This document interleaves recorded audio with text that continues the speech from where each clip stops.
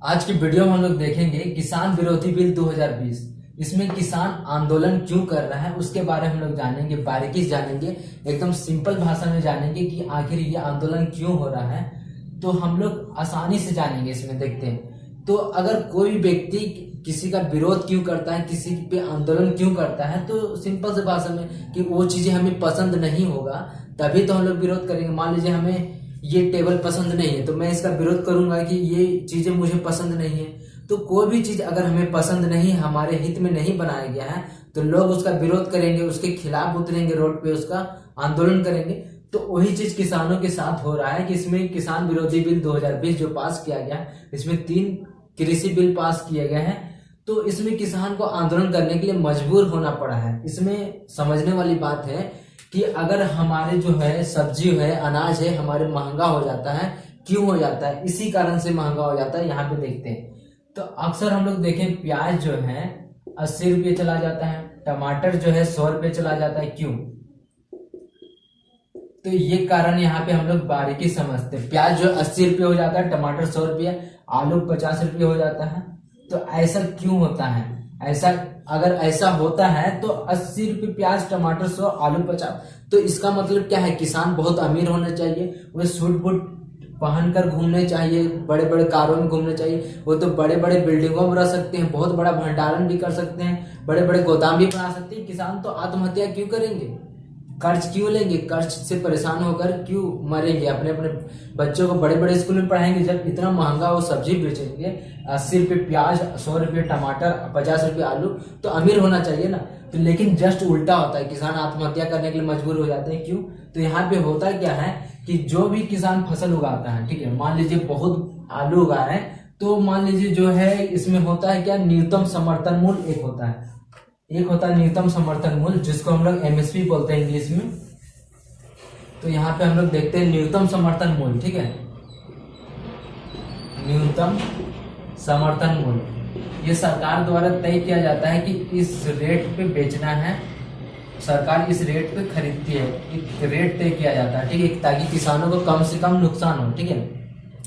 तो न्यूनतम समर्थन मूल्य में होता क्या है कि इसमें आजकल जो है मंडी लगता है। तो मंडी में क्या होता है, तो मंडी या इसको बाजार समिति बोलते हैं, जैसे बिहार वगैरह और जगह में बाजार समिति बोला जाता है, ठीक है। तो इसमें क्या होता है, इसमें जो होता है बड़ी बड़ी बोली लगता है। जैसे मान लीजिए टमाटर है यहाँ पे, तो बहुत सारे जगहों में टमाटर है, इस तरह से इसको बोली लगता है कि 10 रुपीज के जी। तो बड़े बड़े बिचौलिए लोग आते हैं, व्यापारी लोग आते हैं, कंपनी लोग आते हैं। तो इसमें क्या होता है, तो बोली लगता है। जैसे कोई 10 रुपया बोला, अगर अगला व्यक्ति 11 रुपये बोलता है, 12 रुपये बोलता है, तो उस व्यक्ति को सारा दे दिया जाता है। टमाटर हो गया, जो भी सब्जी है, तो जो भी अनाज है, सब्जी नहीं अनाज जो भी है, तो वो दे दिया जाता है। तो इसमें एक रेट फिक्स किया जाता है। मान लीजिए फसल ऐसा चीज है कि अगर मौसम की मार हो जाए तो नुकसान हो जाता है, तो उसमें अगर न्यूनतम समर्थन मूल्य किसान को ना मिले तो लागत मूल्य से भी कम रेट पे बेचना पड़ सकता है। इससे किसान मजबूर हो जाएंगे अपने घर स्थिति को संभालने के लिए, ठीक है, घर स्थिति को संभाल नहीं पाएंगे। तो इसमें सीधा सा बात है कि न्यूनतम समर्थन मूल्य जो है, तो इसमें जो बड़े बड़े उद्योगपति है क्या करते हैं, पहले से सेटिंग कर लेते हैं। मान लीजिए यहाँ पे बहुत सारे उद्योगपति 1 2 3 4 और यहाँ पे बाजार समिति है, यहाँ पे बोले लग रहा है, ठीक है। तो ये लोग क्या करते हैं, आपस में सेटलमेंट कर लेते हैं कि 8 रुपये केजी हमको टमाटर खरीदना है, तो इससे ऊपर नहीं जाना है, इससे नीचे ही जा सकते हैं लेकिन इससे ऊपर नहीं जाना। इससे नीचे अगर मिल जाए 8 रुपये से तो ले लेना है, लेकिन इससे ऊपर नहीं लेंगे, ठीक है। तो किसान जब यहाँ बेचने आते तो ये उद्योगपति 8 रुपये बोली लगाते हैं, और कोई दूसरा व्यक्ति जो 9 रुपये नहीं बोलता है, ठीक है, क्योंकि सारे को कम रेट में खरीदना रहता है, ज्यादा रेट में नहीं खरीदना। मान लीजिए कि इतने सारे लोग हैं और ये सब आप लोग व्यापारी है, तो व्यापारी लोग एकजुट हो जाएंगे ना, और ये किसान एकजुट हो जाएंगे, तो ये लोग एक ही रेट में खरीदना चाहेंगे, जैसे 8 से नीचे 6 रुपये 7 रुपये, और ये देना नहीं चाहते तो ये फिर बेचने के लिए मजबूर हो जाएंगे। क्योंकि सब्जी ऐसा चीज है कि जो 2 दिन 4 दिन के बाद खराब होने लगता है। जैसे टमाटर को ज्यादा दिन तक स्टोर करके नहीं रखा जा सकता, 2-3 दिन में खराब हो जाता है, ठीक है। लेकिन प्याज हो गया, आलू हो गया, उन सबको स्टोर करके रखा जा सकता है, लेकिन ध्यान रखा जाता है बीच बीच में कि कोई सड़ ना जाए बीच में, क्योंकि एक सड़ा आलू पूरे आलू को सड़ा देता है, पता है ना, कहावत भी है। तो यहाँ पे ये लोग फिक्स कर लेते हैं, तो किसान को कम मूल्य मिलता है।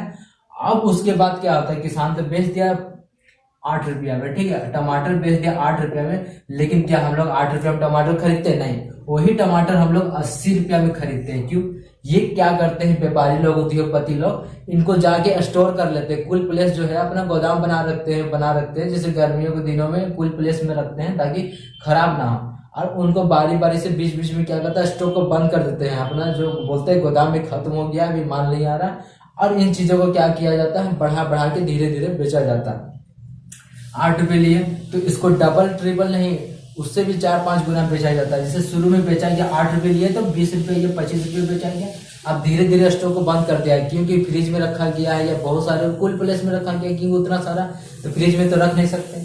तो अब धीरे धीरे 40 रुपया हो जाएगा, 80 रुपया हो जाएगा, तो 100 रुपया तक भी पहुंचा दिया जाता है। और उसी चीज को 10 गुना, 20 गुना, 25 गुना में बेचा जाता है, ताकि देखते हैं व्यापारी लोग, जो उद्योगपति लोग होते हैं, दिनों दिन अमीर होते जाते हैं वही सब्जी को बेचकर, और जो किसान है गरीब होते हैं। हम लोग अक्सर देखें, मार्केट में देखे होंगे, जो सब्जी बेचने वाला होता है कभी सब्जी नहीं उगाता है।